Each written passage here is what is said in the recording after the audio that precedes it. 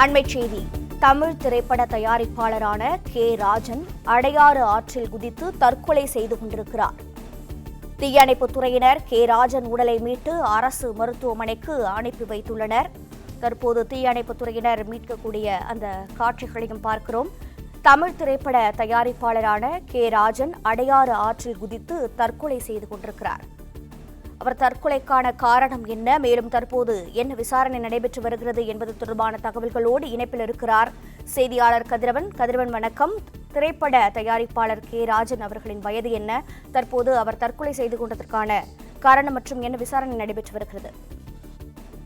தமிழ் திரைப்படத்துல தயாரிப்பாளராகவும் இயக்குநராகவும் நடிகராகவும் முத்திரை பதித்தவர் கே. ராஜன். பழைய வண்ணாரப்பேட்டை பகுதியில அவர் வசித்து வருகிறார். 85 வயது அவருக்கு.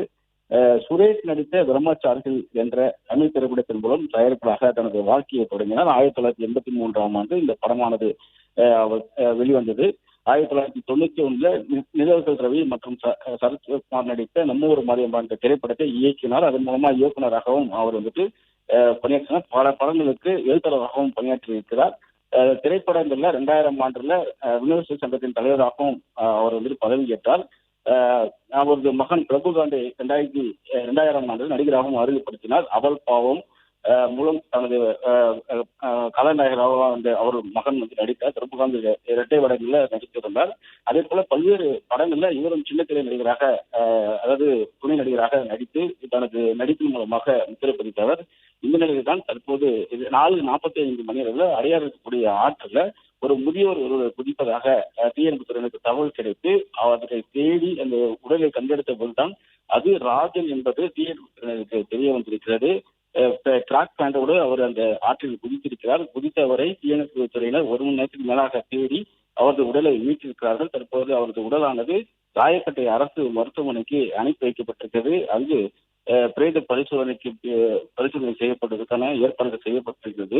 தீயணைப்பு துறையினர் இந்த உடலை மீட்கக்கூடிய காட்சிகளும் தற்போது வெளியாகி இருப்பது. அடையாறு போலீசார் இந்த தற்கொலைக்கான காரணம் குறித்து விசாரணை மேற்கொண்டு வருகிறார்கள். பொதுமக்கள் கொடுத்த தகவலின் பேரில் தீயணைப்பு துறையினர் 4:45 மணிலிருந்து 1 மணி நேரமாக தேடி அவர் உடலை மீட்பதாகவும், உடலை மீட்கும் போதுதான் ராஜன் என்ற தகவல் அவருக்கு கிடைத்ததாகவும் தெரிவித்து வந்துள்ளது. 85 வயதான அவர் கடந்த சில நாட்களாக மன உளைச்சல் இருந்ததாகவும், அதன் காரணமாக இந்த முடிவுக்கு வந்திருக்கலாம் என்றும், ஆனால் விசாரணைக்கு பின்புதான் அவர் தற்கொலைக்கான முழுமையான காரணங்களை நமக்கு தெரிய வரும் என்றும் போலீசார் தெரிவிக்கப்பட்டிருக்கிறது.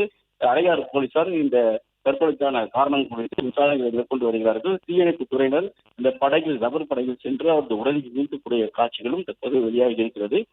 ராஜன் உடல் தற்போது ராயப்பேட்டை அரசு மருத்துவமனைக்கு கொண்டு வரப்பட்டிருக்கிறது. ராஜன் அவர்களின் இந்த முடிவு திரை உலகினரிடையே பெரும் அதிர்ச்சியை ஏற்படுத்தியிருக்கிறது.